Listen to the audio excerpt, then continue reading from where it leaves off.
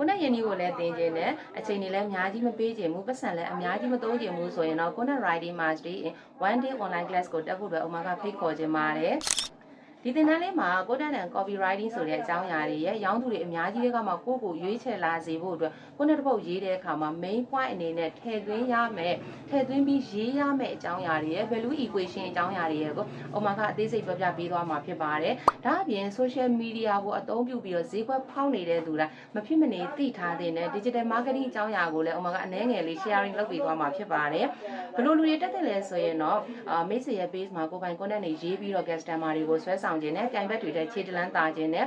ကိုနဲ့ရင်းနှီးတင်တန်းတွေတော့တက်ထားပြီမဲ့ update ဖြစ်တဲ့ကိုနဲ့ရင်းနှီးတွေကိုသိခြင်းနဲ့ဆိုတဲ့သူတွေကတော့ဒီတင်တန်းကိုတက်ဖြစ်အောင်တက်ပါလို့ဥမာကပြောချင်ပါတယ်ဥမာကဒီတင်တန်းကိုပထမဦးဆုံးလာအပ်တဲ့သူ10ယောက်ကို special price နဲ့ပေါ့နော်happy money ပေါ့ happy money လေးနဲ့လက်ခံပေးမှာဖြစ်ပါတယ်တကယ်ကို happy money နဲ့ဥမာလက်ခံပေးထားတာဖြစ်ပါတယ်ပေါ့နော်တကယ်လို့မိတ်ဆွေအနေနဲ့ happy money လေးနဲ့ဒီတင်တန်းကို join ခွင့်ရခြင်းနဲ့ဆိုရင်တော့အခုချက်ချင်းပဲချက်ပေါက်မှာလာပြီးတော့စုံစမ်းဖို့အတွက်ဥမာကဖိတ်ခေါ်ခြင်းပါတယ် happy money နဲ့ join ခွင့်ကိုတော့ဥမာက10ယောက်ပဲပေးထားပါတယ်နော်ဒီ class ဆိုပေမဲ့တည်ကြတာကတော့ဥမာအရင်သင်တန်းတွေမှာလုံးဝသင်ကြားခြင်းမရှိတဲ့